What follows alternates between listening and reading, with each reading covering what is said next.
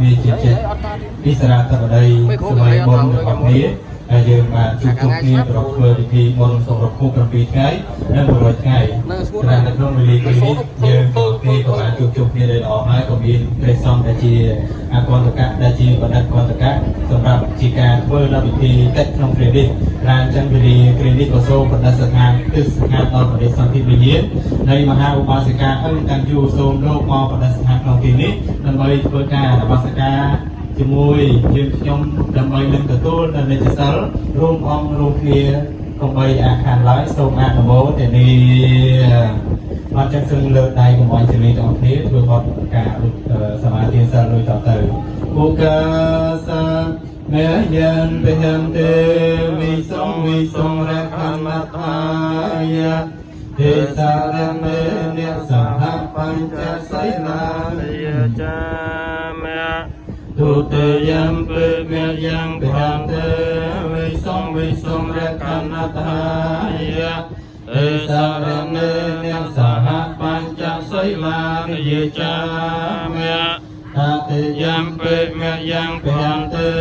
វិសុងរខមតាយាទេសារមេនិសហបញ្ចសីលាយាចា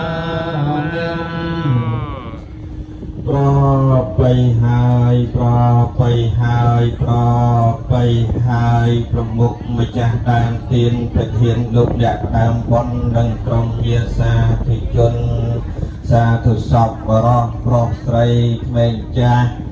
ដែលមានវត្តមានបានអញ្ជើញចូលរួមបំពេញបុណ្យអនុមោទនាបុណ្យត្រេកអរបុណ្យជាមួយអ្នកផ្ដើមបុណ្យគ្រប់រូបគ្រប់គ្នានេះបានឱកាសលោកគ្រូចា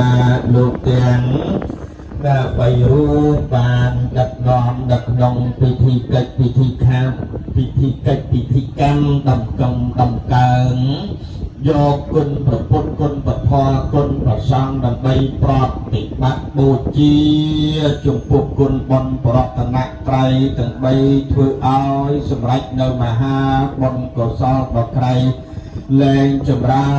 នជាសុខចម្រើនជាជ័យចម្រើនជាលៀបដល់លោកអ្នកគ្រប់គ្នាក្នុងពិធីបុណ្យគម្រប់ខួប7ថ្ងៃនៃបដិសន្ធិពលឹងវិញ្ញាណក្ខន្ធនៃ